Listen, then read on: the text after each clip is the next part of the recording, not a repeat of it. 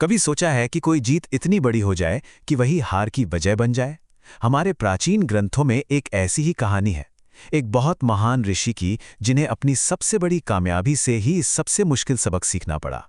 तो चलिए इस डिवाइन कहानी को समझते हैं। तो इस कहानी के हीरो हैं देवर्षि नारद। और वो कोई मामूली ऋषि नहीं थे। तीनों लोकों में उनका इतना सम्मान था कि सोचिए, देवता भी उनसे सलाह लेने आते थे। उनकी आध्यात्मिक शक्ति की कोई सीमा ही नहीं थी। तो फिर सवाल ये उठता है, जिस इंसान ने खुद कामदेव को, मतलब डिजायर के देवता को ही हरा दिया हो, उसे भला कौन गिरा सकता है ना सोचने वाली बात। बस यहीं से कहानी का असली संघर्ष शुरू होता है। तो कहानी शुरू होती है नारद जी की उस बहुत बड़ी जीत से। एक ऐसी जीत जिसने उन्हें लगभग ऐसा बना दिया था कि कोई उन्हें हरा ही नहीं सकता। ये शक्ति आई कहां से?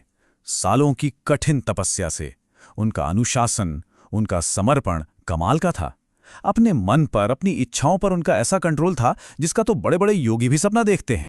और हाँ, ये समझना बहुत जरूरी है कि कामदेव को हराना कोई मजाक नहीं था। ये एक ऐसी जीत थी जिसने नारद को लगभग इनविंसिबल बना दिया था, या शायद उन्हें खुद को ऐसा महसूस होने लगा था। और बस इसी एक ख्याल के साथ उनके मन में अहंकार का, प्राइड का एक छोटा सा बीज आ गया। उन्हें लगा, बस अब तो मैं हर इच्छा से ऊपर हूं, मैंने सब कुछ जीत लिया है। लेकिन कहते हैं ना, अहंकार तो सबसे बड़ा दुश्मन होता है। और यही जीत उनके लिए एक नई मुश्किल लाने वाली थी। यहां से कहानी में एक नया ट्विस्ट आता है।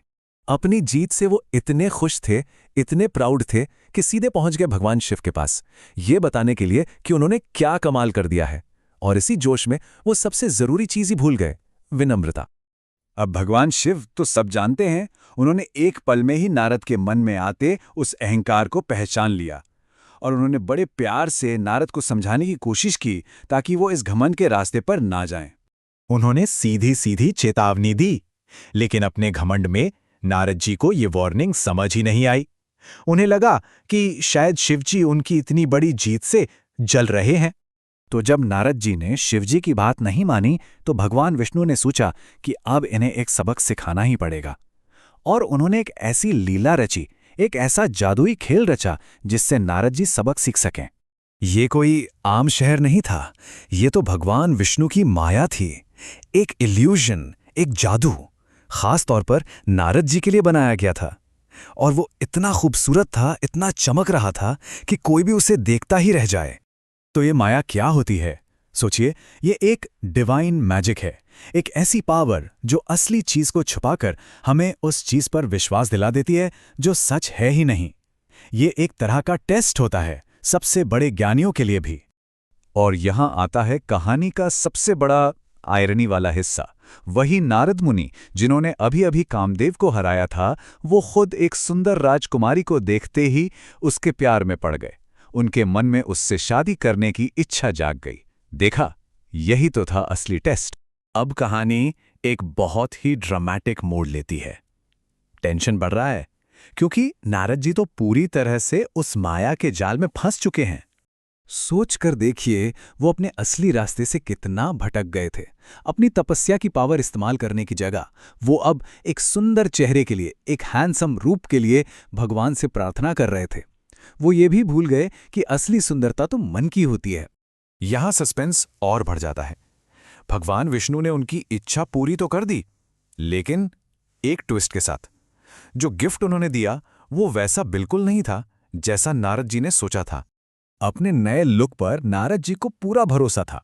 वो कॉन्फिडेंट थे कि अब तो राजकुमारी उन्हें ही चुनेगी। अपने सुंदर रूप का उन्हें इतना घमंड हो गया था, पर उन्हें जरा भी अंदाजा नहीं था कि उनके साथ क्या होने वाला है। और फिर पूरा दरबार जोर जोर से हंसने लगा। क्यों? क्योंकि उन्हें वो सुंदर शरीर तो मिल गया जो उन्होंने मांगा था, लेकिन चेहरा तो एक बंदर का था। यही थी भगवान विष्णु की लीला। उनका सबके सामने अपमान हुआ ताकि वो विनम्रता का सबसे बड़ा पाठ सीख सकें। इस बड़े अपमान के बाद, इस ह्यूमिलिएशन के बाद, अब वक्त था उस डिवाइन लेसन को समझने का जो खास नारद जी के लिए बनाया गया था। नारद जी गुस्से में लाल हो गए। जैसे ही उन्होंने गुस्से में भगवान विष्णु को बुरा भला कहा, एक झटके में सब कुछ बदल गया। भगवान ने अपनी माया हटा ली और पलक झपकते ही वो सुंदर शहर, वो महल, वो राजकुमारी, सब कुछ गायब हो गया। तब नारद जी को एहसास हुआ, ये सब एक लीला थी, एक नाटक था, उनके अहंकार को, उनके प्राइड को ठीक करने के लिए, उन्हें ये सिखाने के लिए कि असली शक्ति बाहर की जीत में नहीं, अंदर की विनम्रता में होती है।